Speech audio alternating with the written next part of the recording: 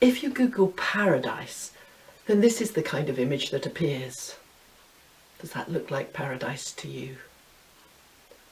Or what about this one? Now that's more my idea of paradise, but I'm sure we can all imagine our own different favourite places. Paradise comes from a Greek word for park or for garden. It was a word used for grand royal gardens. I enjoy having our garden, especially in the summer, but nobody would mistake our garden for paradise. I love the idea that the whole Bible narrative can be understood as a story moving from garden to garden. Genesis starts with God's wonderful creation of the Garden of Eden, and then right at the heart of the Bible story, Jesus prays at the end of his life in a garden, and he rises again in a garden. In fact, Mary Magdalene initially thinks he's the gardener. Perhaps there's more truth in that mistake than at first glance.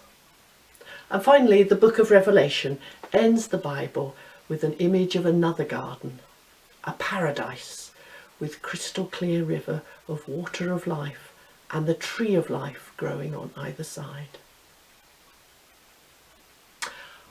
Our world is a stunning and beautiful place.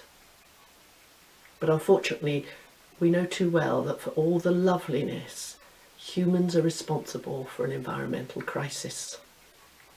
With the UN Climate Conference just last month, we still need urgent action to combat climate change and its impacts.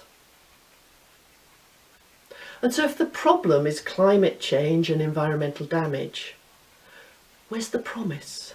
Where is the hope? Paul writes to the church in Rome of creation waiting and longing for redemption. For creation waits with eager longing, in hope that the creation itself will be set free from its bondage to decay and will obtain the freedom of the glory of the children of God. God promises to create a new heaven and a new earth.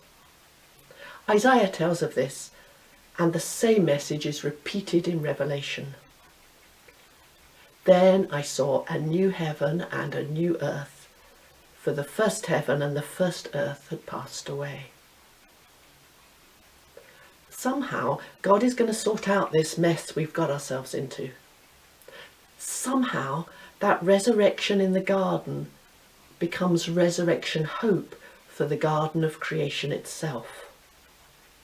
Somehow, God will recreate and make all things new.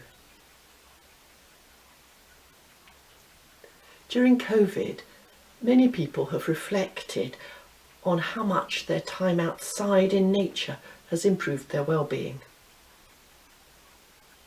I don't know if you saw last year's list of words, of new words produced by the Oxford Dictionary.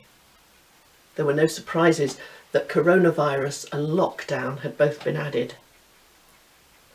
The word anthropause was new to me.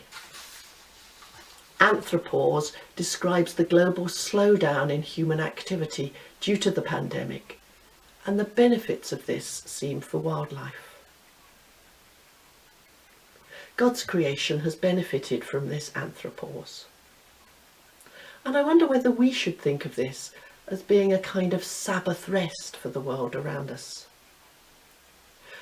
Creation needs a rest from human activity. We too need a Sabbath rest. Time out to pause and enjoy the world God has given us. Time out to reflect on our role in protecting the environment.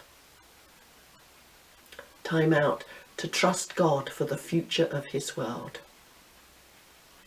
God says, "Be glad and rejoice forever in what I am creating."